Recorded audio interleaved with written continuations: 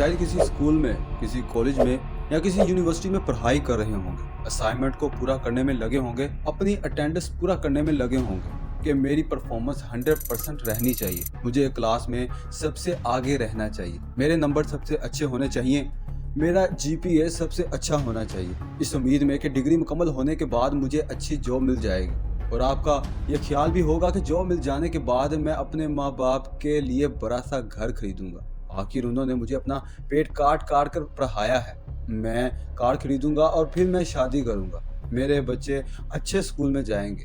लेकिन हकीकत तो मेरे दोस्त कुछ और ही है। आप मेहनत करने के बाद एक डिग्री ले लेते हो, डिग्री लेने के बाद खुश होते हो, दोस्तों के साथ पार्टियां करते हो कि अब मैं कामयाब हो चुका हूँ, अब मुझे जॉब मिल जाएगी। आप कंपनियों में अप्लाई करना शुरू कर देते हैं, फिर शुरू होता है आपका इम्तिहान, इंटरव्यू में रिजेक्शन और बाज़ दफ़ा इंटरव्यू के लिए कॉल तक नहीं आती, फिर आपका मजाक बनना शुरू हो जाता है। और वैकेंसी आएगी तो उसमें भी पहले जो रिश्वत देते हैं उन लोगों को ही लेंगे। कहीं भी कोई इंटरव्यू के लिए कॉल नहीं आई और ज़्यादातर यही होता है कि रेफरेंस मांगते हैं। तो मुझे देख के ये कहते हैं कि आपने पढ़ लिख के क्या किया। जॉब के लिए वैकेंसी लाए तो कहाँ है वो वैकेंसी?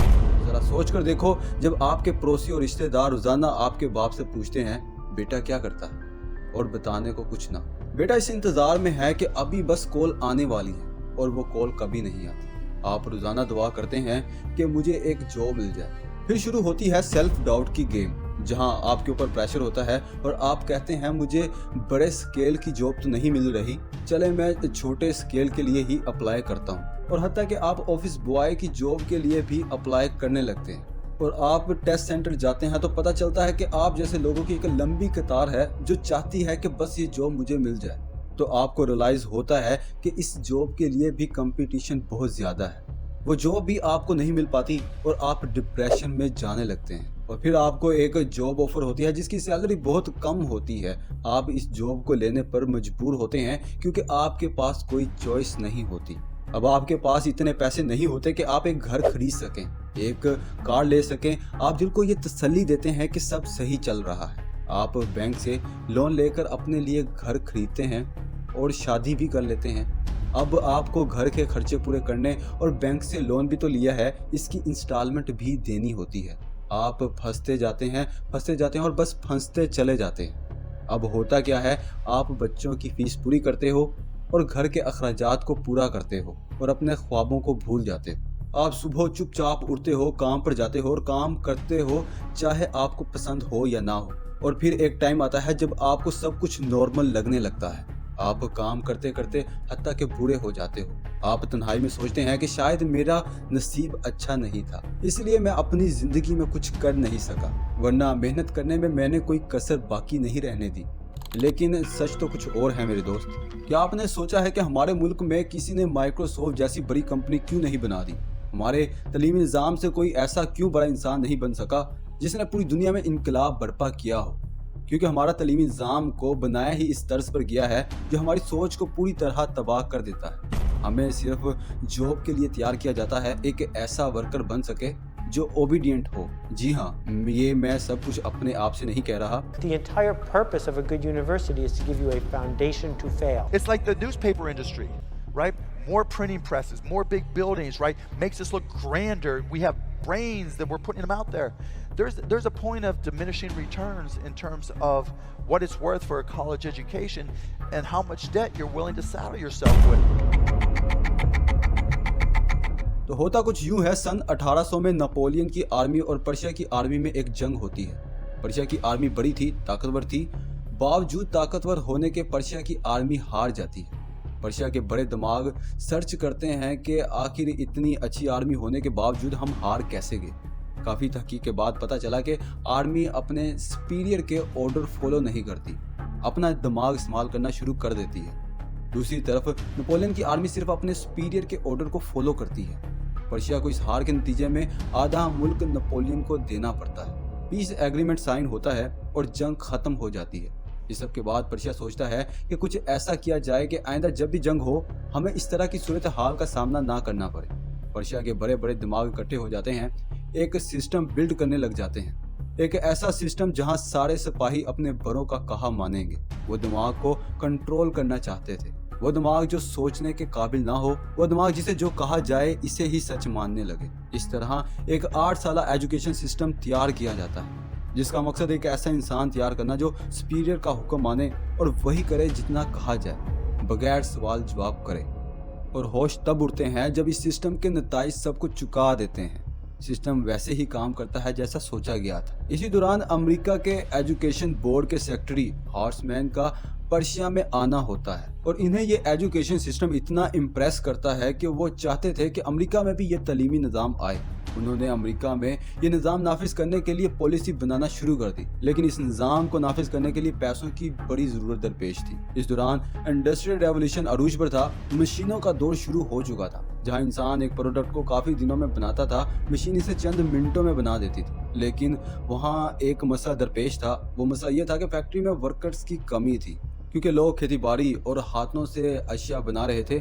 लोग किसी और की फैक्ट्री में काम करना पसंद नहीं करते थे। दूसरे कई मुल्कों ने पर्शिया के तालीमी निज़ाम से मुतासिर होकर अपना एजुकेशन सिस्टम भी पर्शिया की तर्ज का बनाना शुरू कर दिया, लेकिन इस मर्तबा मकसद कुछ और था। मकसद ये था कि ऐसे लोग तैयार करना जो इन फैक्ट्रियों में काम करें। इनकी इस तरह से जहन साजी की जाए कि इनका मकसद फैक्ट्रियों में जॉब करके पैसा कमाना हो।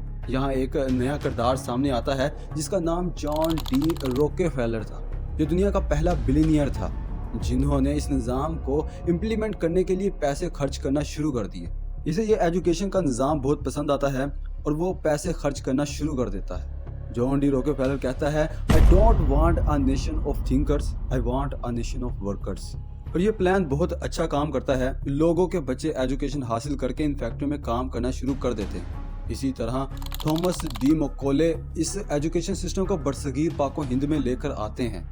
इस वक्त लोगों का कहना था ये अंग्रेज हमारा फ़ायदा ही तो कर रहे हैं, लेकिन हकीकत में अपना मकसद पूरा करने में मशगूल थे। इस ज़माने में जो पढ़ाई कर लेता इसे अंग्रेज अच्छी नौकरी देते और वो अपने आप को खुशकिस्मत इंसान तस्वर करता और लोग इसे रिस्पेक्ट करते। और वहीं से ये सोच जन्म लेती है जिसके नतीजे में आज भी आप देखते हैं हमारे बच्चे को यही सुनने को मिलता है, पढ़ लो वरना नौकरी नहीं मिलेगी। और दूसरी तरफ स्कूल में उस्ताद कहता है कि मेरा कहा नहीं मानोगे तो भैंस चराओगे। इस सब में बच्चे का सेल्फ कॉन्फिडेंस जीरो हो जाता है। बच्चा अगर कुछ नया करना चाहता भी है तो इसे करने नहीं दिया जाता। वही बच्चे की सोच को दबा दिया जाता है। बच्चा वही करेगा जो वालिदैन कहेंगे। बच्चा ना चाहते हुए भी अपनी सोच को दबा कर वही करता है जो इसे कहा जाता है। ऐसे माहौल में बच्चा जब बड़ा होता है तो जिंदगी में जब भी फैसला करता है तो दूसरों की तरफ देखता है। इसकी डिसीजन मेकिंग पावर बिल्कुल खत्म हो जाती है। You know, we ask kids that are 16 to 18 years old to make $100,000 debt decisions when they go off to university. And they're not prepared for that. They don't know. इस समय बच्चा एक ऐसी दौड़ रहा होता है जिसमें जीतने वाले लोग बहुत थोड़े होते हैं। आखिर ऐसी दौड़ में क्यों शामिल होना जिसमें जीतने के चांस बहुत कम हो। पेरेंट ये नहीं सोचते कि हमारे बच्चे को क्या पसंद है और क्या नहीं, जिसके नतीजे में बच्चा इस दौड़ का हिस्सा बन जाता है जो इसे अंदर से खा रही होती है। हमारा सारे का सारा फोकस एक जॉब पर होता है। जॉब की तादाद कम हो और कंपटीशन इतना ज़्यादा कि पूछो ही मत। इस एजुकेशन सिस्टम में हमें कभी नहीं सिखाया जाता कि सेल्फ डिपेंडेंट कैसे बनते हैं, क्योंकि इस एजुकेशन सिस्टम का मकसद एक अच्छा मुलाजिम बनना था।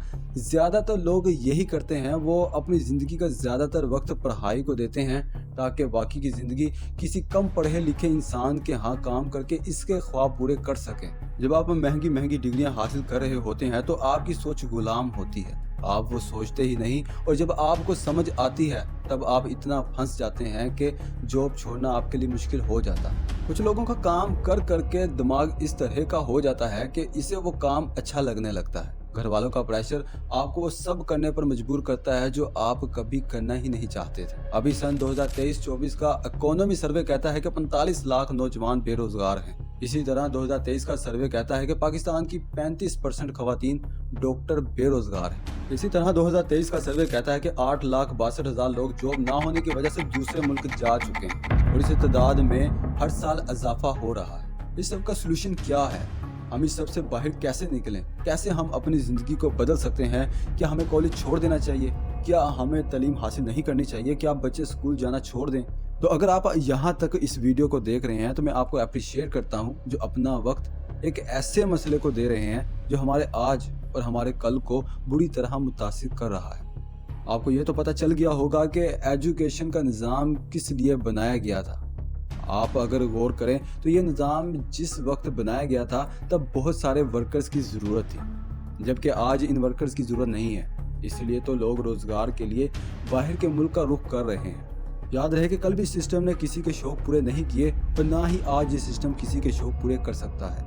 इस सिस्टम के तहत आप अपना घर नहीं खरीद सकते और ना आप कार खरीद सकते, और आप सिर्फ इसी खौफ में जीते हैं कि कहीं मेरी जॉब ना चली जाए। इसी खौफ की वजह से आप अपने सुपीरियर का हर कहा मानते हैं, चाहे आप सही हैं या गलत, आपको कहा मानना है वरना आपकी जॉब जा सकती है। आज दौर बदल चुका है। एक वक्त था जब इंडस्ट्रियल रेवोल्यूशन आया था, तब फैक्ट्री मुलाजमीन की डिमांड थी, लेकिन अब ऐसा बिल्कुल नहीं है। अब एक नए दौर का आगाज हो चुका है जिसे डिजिटल रेवोल्यूशन का दौर कहा जाता है। अब बस एक ही रास्ता है कि हमें अपनी सोच को बदलना है। आज से ही इंटरनेट पर तलाश करना शुरू कर दें वो कौन कौन से जायज़ रास्ते हैं जिनसे पैसे बनते हैं। पहले आप बड़ी से बड़ी स्किल सीखने के लिए कॉलेज या यूनिवर्सिटी को लाखों रुपए देकर डिग्रियां लेते थे, लेकिन अब वक्त बदल चुका है। एक अच्छे से अच्छा कोर्स ऑनलाइन मौजूद है, वो भी बहुत कम कीमत पर। वो लोग जिन्होंने ज़िंदगी में कुछ बड़ा अचीव किया है, आप इनका कोर्स भी खरीद कर अपनी ज़िंदगी को बदल सकते हैं। अगर आप वालिदैन हैं तो अपने बच्चे को सोचने दें कि वो क्या करना चाहता है, इसकी मार्कशीट को इतनी इम्पोर्टेंस ना दें। इन्हें बताएं कि दुनिया में करने के लिए बहुत कुछ है, अलग अलग चीज़ों को करने के लिए मोटिवेट करें। आज लोग सालों साल गवर्नमेंट जॉब के लिए तैयारी करते हैं, लेकिन कभी खुद के पैशन को तलाश नहीं करते, कभी नई नई अपॉर्चुनिटी को टेस्ट नहीं करते। आपने खुद फैसला करना है कि आपको एक एवरेज ज़िंदगी गुजारनी है या अपने ड्रीम को पूरा करने के लिए खूब मेहनत करनी है, खूब पैसे कमाने हैं। अगर आप चाहते हैं कि मैं मज़ीद कैरियर के ऊपर वीडियो बनाऊं जिनको आज की तारीख में अडॉप्ट करके पैसे बनाए जा सकते हैं, जिनकी ना तो स्कूल में बात की जाती है और ना जिसके बारे में कोई बात करता है, जिनका कंपटीशन भी बहुत कम है, तो कमेंट सेक्शन में कमेंट करें और चैनल को सब्सक्राइब करना मत भूलें।